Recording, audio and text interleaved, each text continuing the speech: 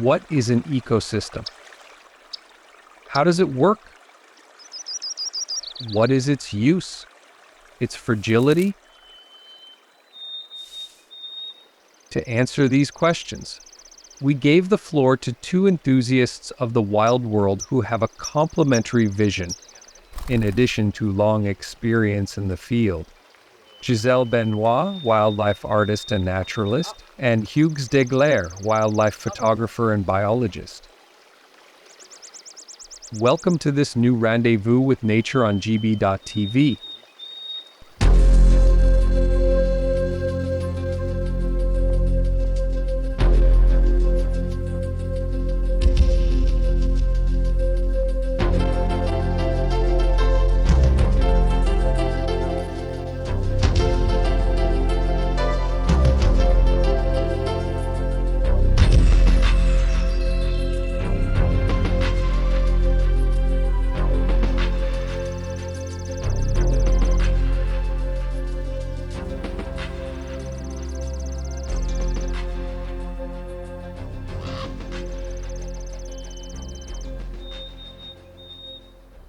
Gisèle and Hugues met a few years ago in Gaspésie National Park in eastern Quebec. They quickly became friends.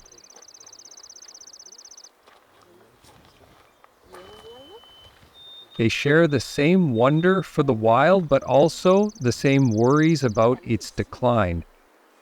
Hence, their commitment to make the public aware of the fragile beauty of the last natural environments of the country, more threatened than ever. Renewing sacred links with the living world is first and foremost a personal quest that is experienced in the field. My goal by painting, writing, or giving talks is to transmit to others the desire to embark on this quest. Art is an extraordinary tool to touch people, move them, and sow in them the germ of wonder and hope. But sowing is not always sufficient to make it germinate. The quest needs to be guided, and this is where knowledge comes in. I think that a change of paradigm or of comportment that will happen mainly through education. The education of young people also will really guide people towards a better understanding of nature. Since we have more of a tendency to love and respect something we know and understand. Moreover, the more we study nature, the more we discover things, and the more we ultimately discover its truly subtle intelligence.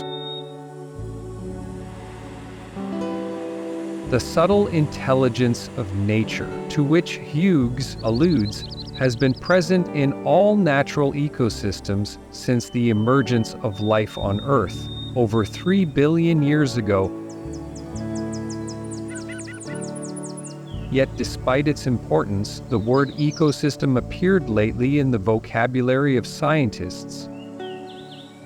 It was not until the 20th century, precisely in 1935, that the British botanist Arthur George Tansley first used it to denote the basic unit of nature. An ecosystem is the relationship between the living part and the non-living part of an area. The living part is called the biocenos, and the non-living part is called the biotope. So all of the factors which make this interrelationship between the two. Imagine a large community of wild plants and animals in a specific natural environment, like here, on one of the summits of the McGarrigle Mountains in the Gaspé. And in this community, the more species there are, the more viable it is. Diversity is wealth from the point of view of nature.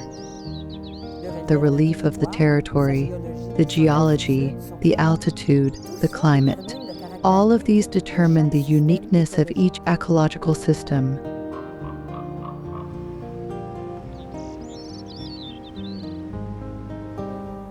Drawing the limits of an ecosystem is more or less arbitrary.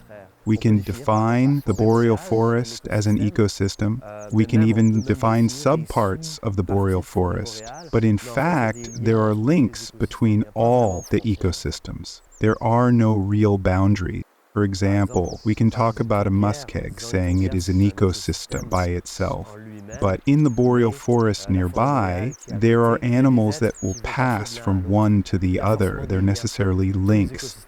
All ecosystems are linked for all terrestrial ecosystems, but also marine ecosystems. There are ecosystems that are direct interfaces between the two. For example, lakes are numerous in the boreal forest, and there are a lot of interactions between these ecosystems. It could be the osprey, which catches a fish and brings it back to the forest to feed on it, but the bird will leave the carcass on the ground where it will be more or less digested by the forest. All that to say that there are no real limits to ecosystems.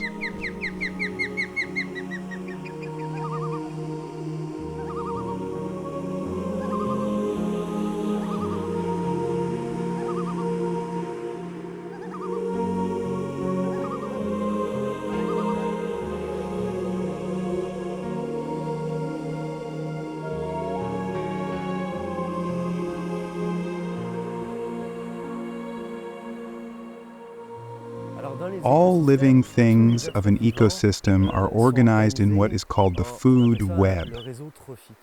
And the food web includes a number of food chains that are more or less linear, because I would say it is more of a kind of puzzle, actually, where everything is interrelated. In the food web, there are autotrophs and heterotrophs. Autotrophs are also called producers because they are the ones able to produce their own energy from light. Plants make sugar. Then they release oxygen. This is photosynthesis, the power of autotrophic beings. They are able to produce their own energy from the sun and ambient carbon dioxide. Heterotrophic beings are not able to produce their energy themselves. They must eat. They have to eat something else. There are level 1, level 2, level 3, and more consumers. It looks a bit like a pyramid.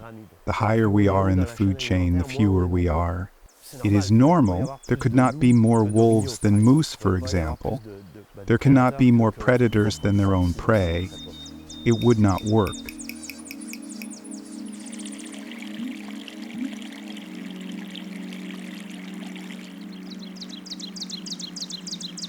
Ecosystem, eco-wonder. The complexity of the great machine of the living world conceals an infinity of mechanisms attesting to the genius of Mother Nature. Thus, certain plants can be both producers and consumers because they use photosynthesis and absorption of organic matter to ensure their development. This is the case with sundews, which capture insects with their leaves coated with sticky droplets. Then, they digest them for extra nitrogen and phosphorus. In addition to producers and consumers, a third category plays a crucial role in the functioning of ecosystems. These are the decomposers. They are grouped together in diverse bacterial and fungal communities. Their role is to recycle minerals and other useful elements present in dead organic matter or excreted by living beings. Mushrooms, plants, herbivores, omnivores or carnivores. Each category of species is essential for maintaining a healthy natural ecosystem.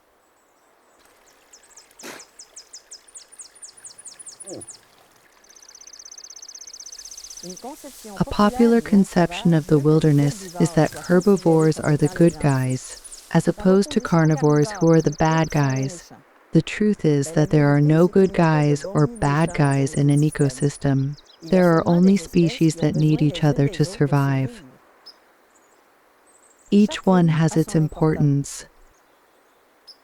When we remove a key species like the wolf from the environment, we see several other species disappear or become less numerous. And it is in this tangle of species that we discover to which point they are all interrelated in an ecosystem.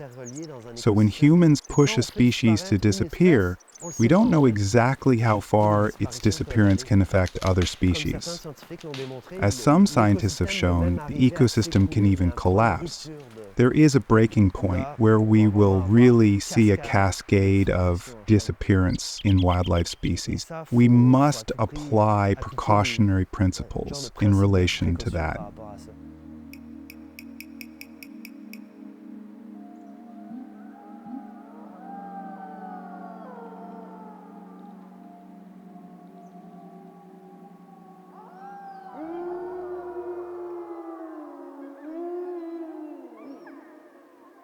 It is well known that the wolf keeps large herbivores healthy by preferentially capturing weak, sick, and parasitized individuals. There are never too many wolves in an ecosystem. Our territories often lack top predators because historically, in Canada and elsewhere, people have persecuted and killed them out of ignorance and contempt for centuries. But when we stop killing wolves, their numbers can never exceed the ecosystem's capacity to feed them. Otherwise, it would be admitting that the food pyramid can be reversed, and that makes no sense. Nature's laws are far too smart to cause such a mess. And that should be kept in mind.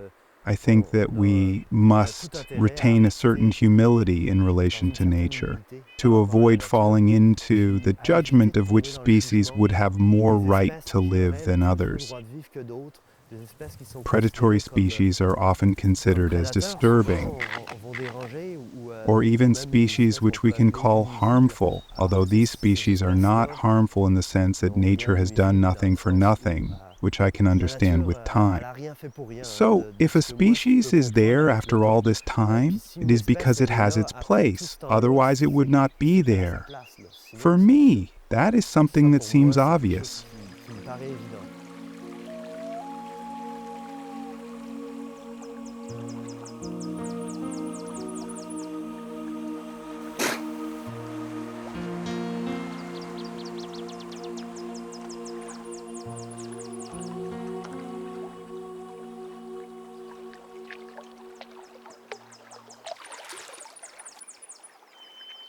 The ecosystem, this marvelous vehicle of the living world, would collapse without the powerful engine making it dynamic, resilient, and constantly in search of balance. This force of the wild was described in detail for the first time by a naturalist for whom Gisèle has great admiration, Charles Darwin. According to the famous author of the book On the Origin of Species, natural selection explains the evolution and the fabulous diversity of the living world by the principles of variation, adaptation, and heredity. Darwin said, "It is not the strongest or the most intelligent of the species that will survive, but the one that will be the most able to change." It is very meaningful to us, this truth. But why does any animal need to change? To survive as a species over the passage of time. I guess Darwin would have seen a very nice example of adaptation in the white-winged crossbill, which acquired some efficient shears to extract seeds from the cones of various conifers.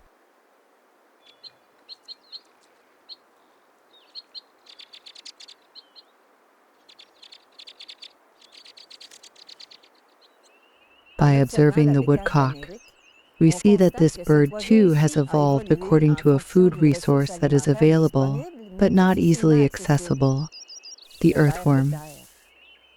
Natural selection has endowed this species with a long, sensitive beak that allows it to extract prey hidden in the ground. And for this method of feeding to be safe, the bird has plumage that camouflages it in the undergrowth, with the added bonus of large eyes to see all around. The evolution of species also depends on other issues, such as reproduction and adaptation to climatic conditions. For example, in an ecosystem marked by harsh winters, it is advantageous for a species to be able to change the color of its fur or plumage to camouflage itself and escape predators. Only a few representatives of northern wildlife are capable of such a seasonal transformation. This is the case with the snowshoe hare and ptarmigan. If one looks at a hare in winter and the same hare in spring, one can see the incredible adaptation that allows it to thrive as a key species of the boreal forest. Species change in response to the pressures of their environment, and often this happens randomly. If a small, unexpected mutation in an individual proves to be an asset for its survival or reproduction, there is a good chance that it will be passed on to its descendants. It is through variation, adaptation, and inheritance that the basic pattern of one animal genus can branch out into several species.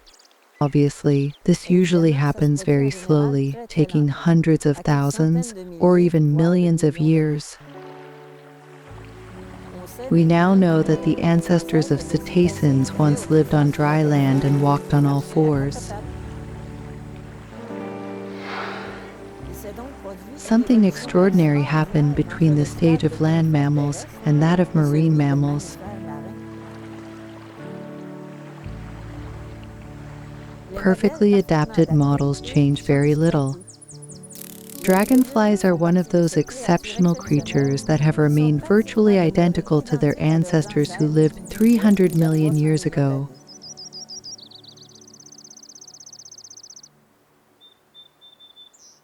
Through its various mechanisms, natural selection favors the survival and reproduction of the most adaptable species. If a species fails to adapt to new conditions that may arise in its environment, it becomes extinct.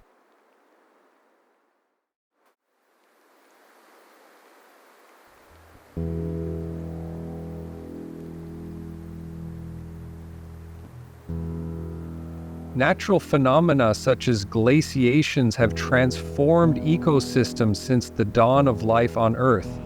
But since human overexploits natural resources, it is altering the environment at an unsustainable rate, to the point that wildlife often lacks the time to adapt to the upheavals due to human activities.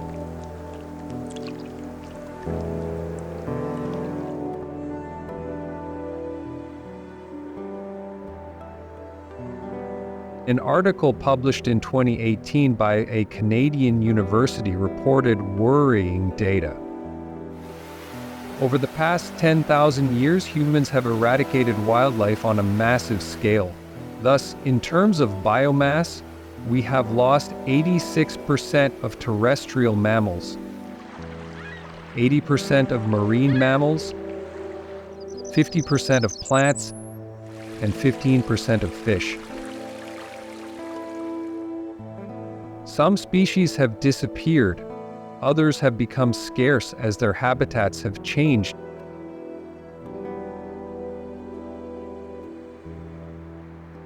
This article reveals that the biomass of wild species represents only 4% of the total in mammals, and only 30% in birds. This means that the vast majority of mammals and birds are domestic animals intended for human consumption. Today, humans dominate the planet, and the pressures they exert on ecosystems disrupt natural selection.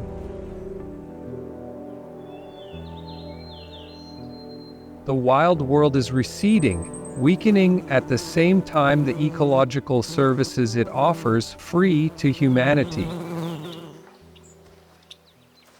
Think about the pollination by insects, the natural filtering of pollutants by muskegs and marshes, the photosynthesis of plants which capture CO2 and spread the oxygen we breathe into the atmosphere.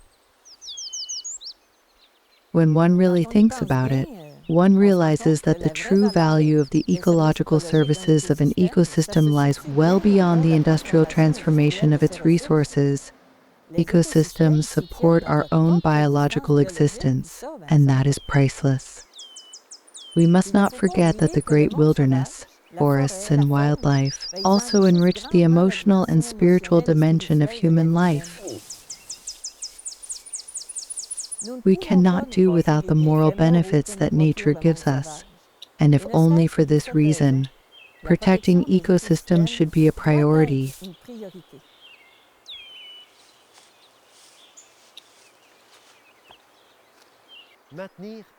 What does maintaining nature's ecosystem services mean?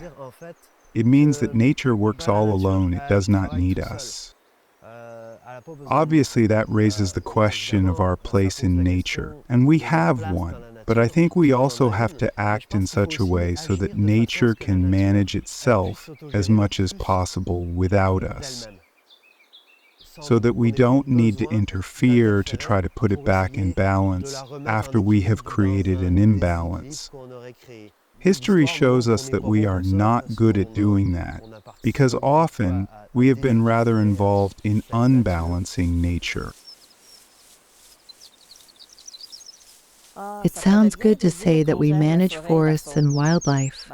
It gives us a false sense of superiority and reinforces the myth that without human intervention, everything goes badly in nature. In fact, it is quite the opposite. Ecosystems, forests, and wild animal populations do not need to be managed by us. They need to be protected from us. The only things we have to manage are our comportments and ways of exploiting the natural world. Could modern man take inspiration from nature and some wild animals to do things better? Gisèle and Hugues believe so.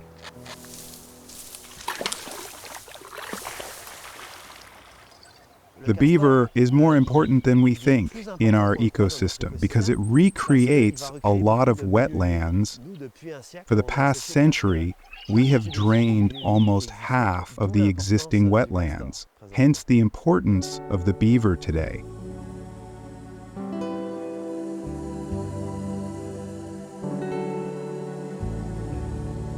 The beaver plays a large role in water retention in the boreal forest, and that really has positive effects on the entire ecosystem and the species that inhabit this ecosystem. Many bird species will appreciate these wetlands, even mammals such as moose. We say that the beaver is an engineer species, which means a species capable of considerably modifying its environment. It uses the forest, the trees, as its food and also as building materials.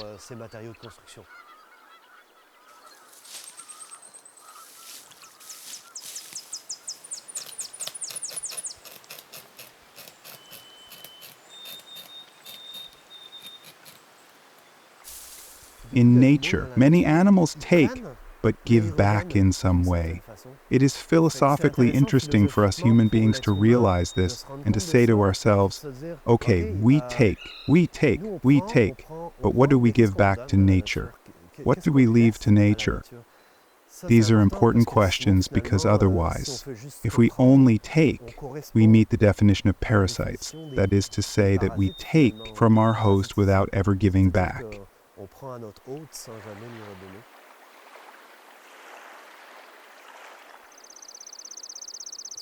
It is like a two-person relationship, whether it is with your boyfriend, your girlfriend, or whether it is a relationship between two countries. I guess everyone knows that a one-way relationship does not last very long. Whatever the type of the relationship, there is always a breaking point. We can ask ourselves the following question. If we continue on this path, will there be a breaking point one day between humanity and nature? In fact, there are signs that show that at present. The wild is weakening and is perhaps approaching a breaking point. So, how do we change to avoid this? That is the question to ask, really.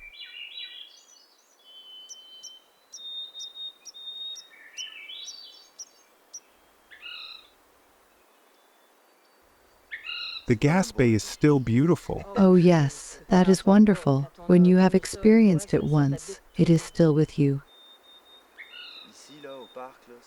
Here in the park, the landscapes are still vast, and there is also the possibility of silence. Yes. As keen observers of the wild world and witnesses to its grandeur and fragility, Gisèle and Hugues believe that there is an essential step to take to avoid a point of rupture with nature. To build an equitable relationship with the wild world, ecosystems should be protected even before their species are threatened with extinction, and that, ideally, involves the creation of protected areas.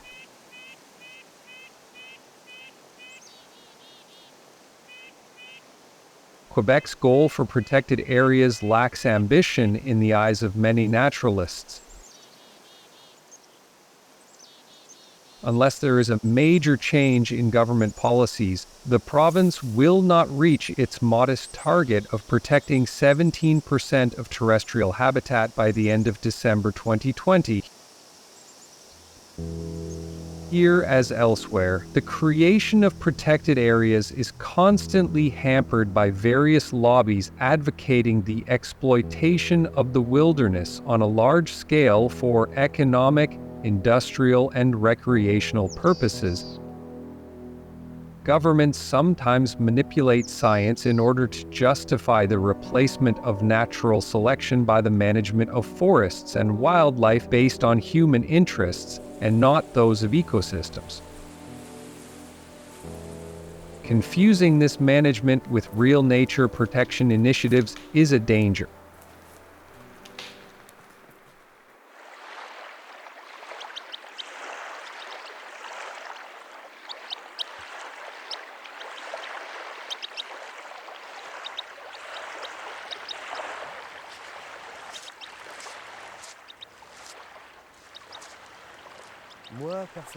I have a scientific background.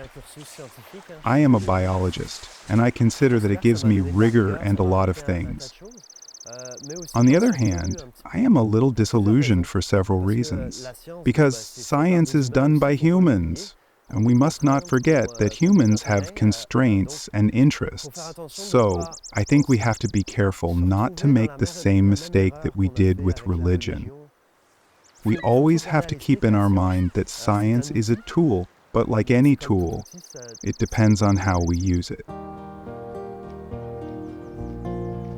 Gisèle and Hugues may have many reasons to be concerned, but they also have some good reasons to hope.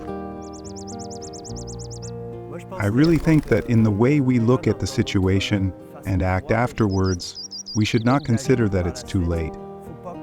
Maybe it's too late, but we have no choice.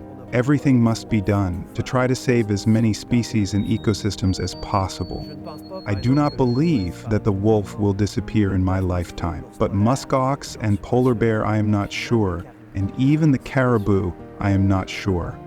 The future will tell, but I am willing to do anything to make sure that does not happen.